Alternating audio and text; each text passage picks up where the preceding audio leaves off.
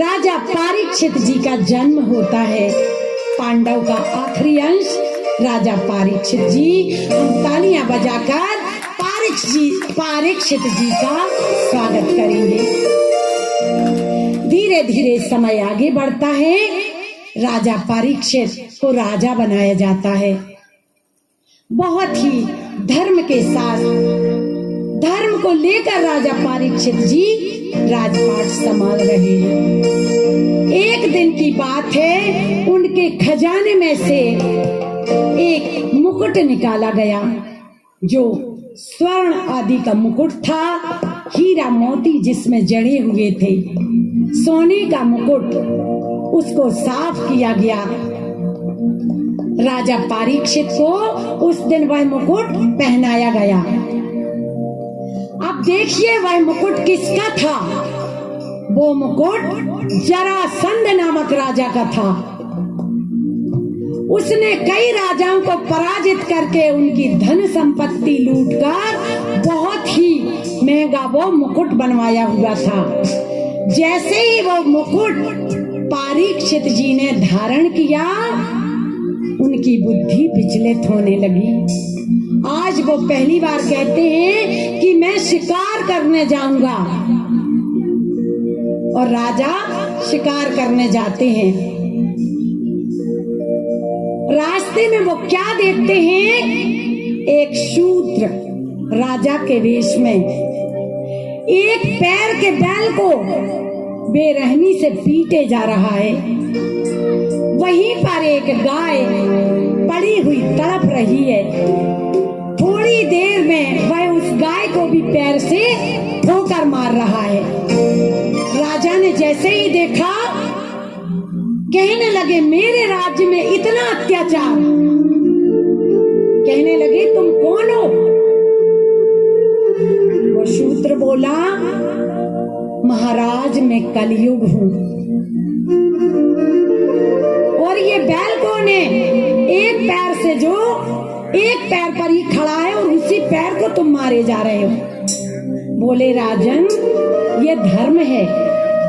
कलयुग में धर्म की ऐसी हालत होगी, 3 पैर तो टूट चुके होंगे, सिर्फ एक पैर पर खड़ा होगा और उसी को अधर्म मारे जाएगा।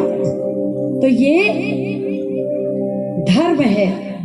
और बोले जो ये गाय पड़ी हुई है, ये कौन है? बोले यह पृथ्वी माता है। कलयुग में पृथ्वी की ये दशा होगी, जो कि हम सब देख ही रहे हैं। राजा को इतना गुस्सा आया ये सब देखकर, उन्होंने तुरंत तलवार निकाल ली कि ऐसे कलयुग की मैं तुरंत ही हत्या कर दूंगा। ऐसा युग मुझे नहीं आने देना। कलयुग कहता है, राजन मुझ में बहुत अवगुण है, लेकिन एक ऐसा गुण है जो चारों युगों में नहीं होता। सतयुग, त्रेता, द्वापर में भी जो गुण नहीं होता वो मुझ में है। बोले वो क्या? बोले कलयुग केवल नाम आधारा, और सुमर सुमर नर उतर ही पारा। तीनों युगों में यज्ञ दान पुण्य किए जाते हैं, तब भी जीवों का उद्धार नहीं होता। लेकिन कलयुग में यदि कोई भगवान का नाम स्मरण ही करता रहेगा, तब भी उसका उद्धार हो जाएगा। मुझ में इतना बड़ा एक गुण है।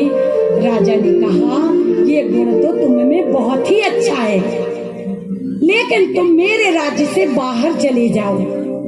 कलयुग ने कहा कि मैं चला जाऊंगा, लेकिन मुझे मेरे अनुसार भी एक जगह दो। बोले मैं कहाँ रहूं?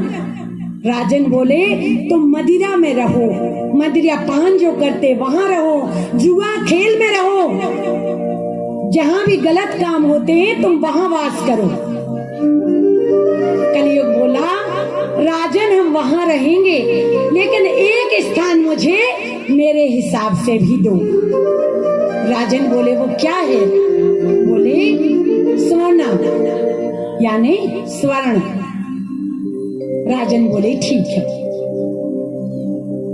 कलयुग फौरन उछलकर राजा के मुकुट में बैठ गया, क्योंकि क्योंकि राजा के मुकुट सोने का पहना हुआ था उस दिन। जैसे ही कलयुग मुकुट में बैठा, राजा की बुद्धि उल्टी पुल्टी होने लगी। कलयुग विराजमान जो हो गया था।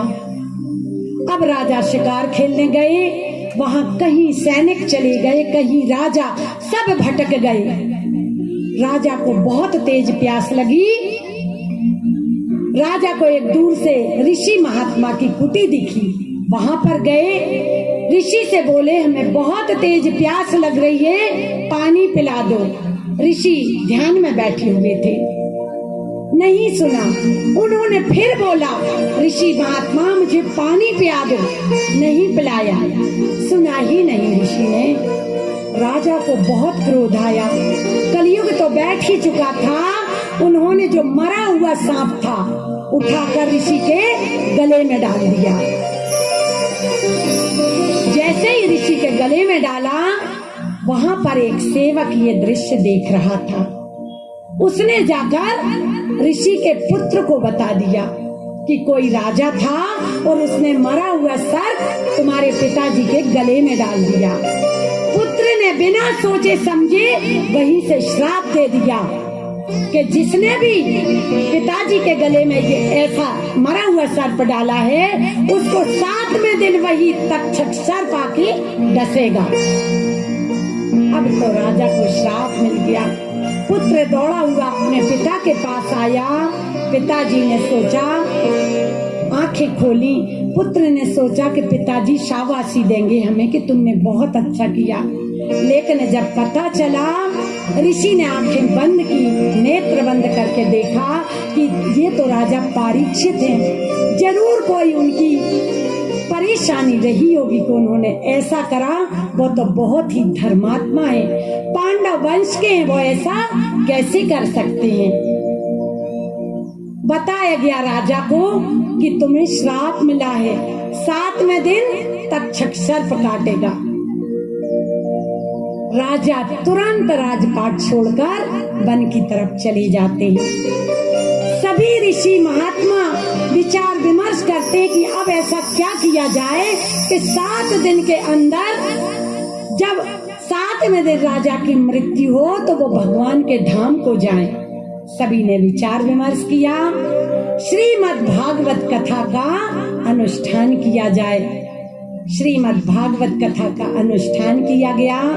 श्री सुखदेव जी महाराज ने राजा परीक्षित को 7 दिन की कथा सुनाई।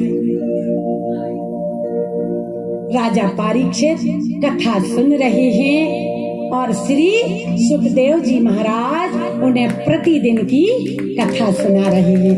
बोलिए सुखदेव जी महाराज की।